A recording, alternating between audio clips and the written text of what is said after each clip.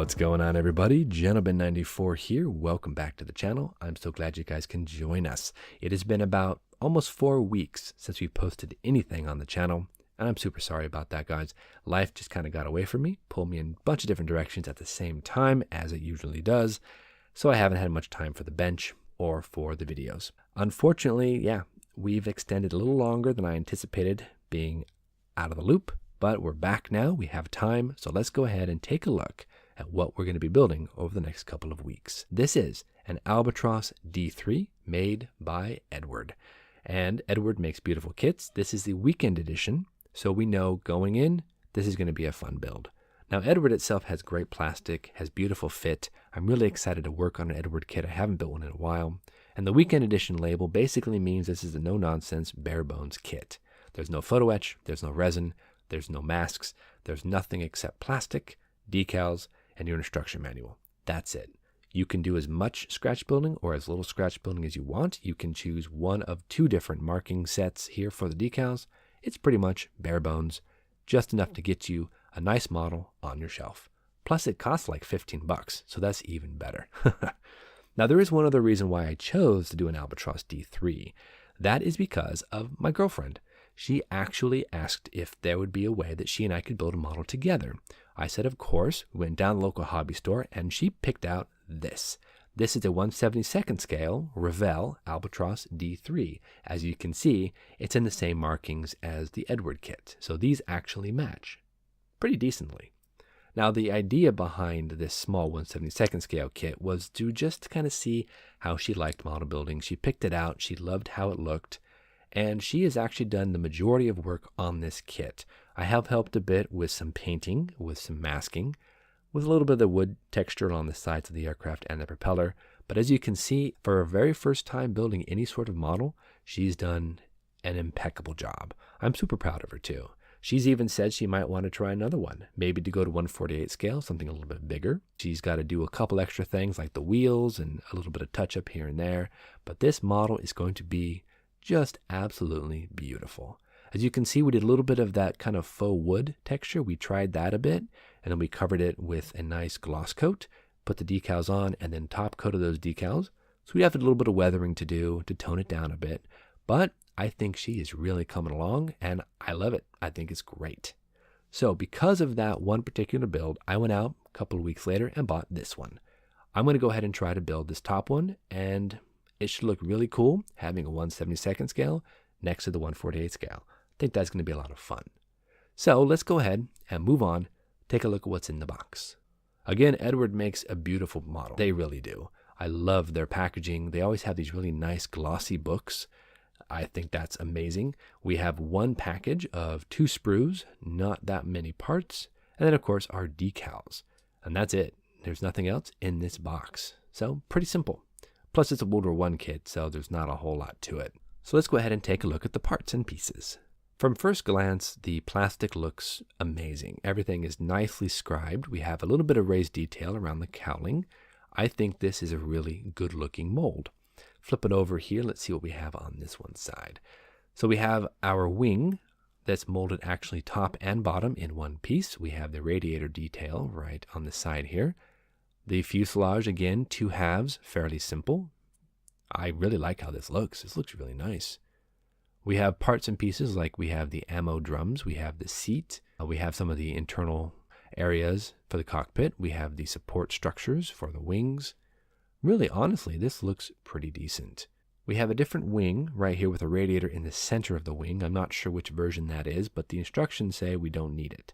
So we're not going to worry too much about it. But again, it's molded on both sides. We have the bottom wings. There's actually 2 of those.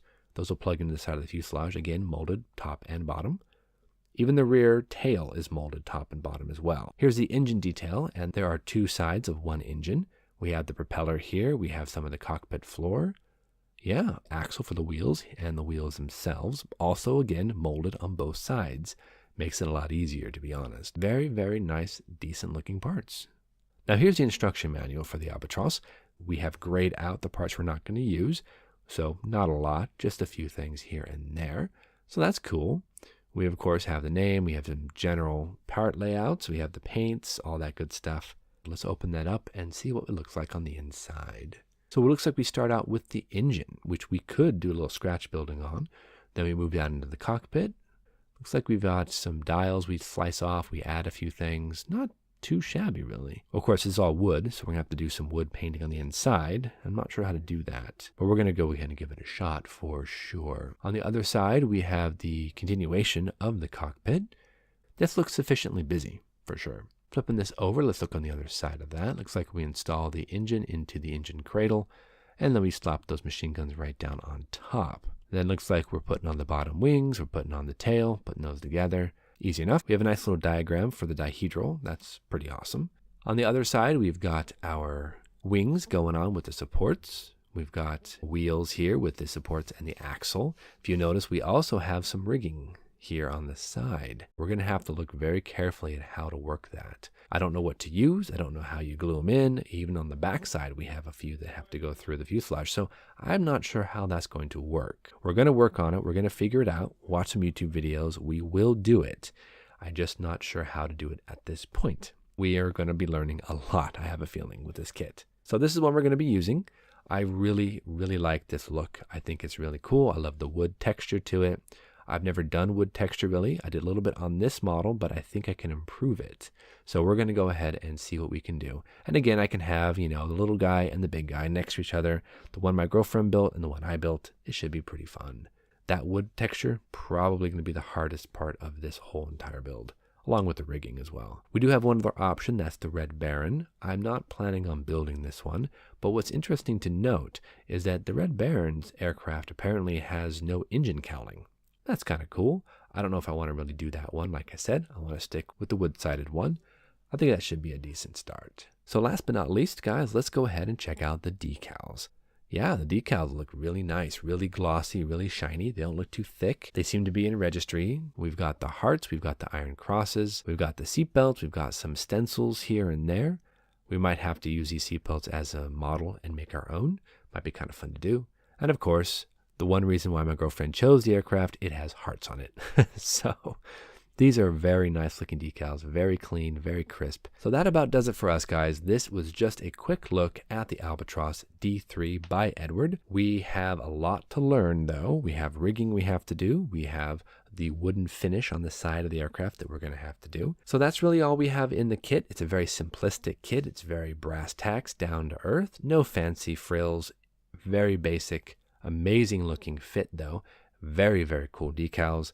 I love the fact that you have two different versions.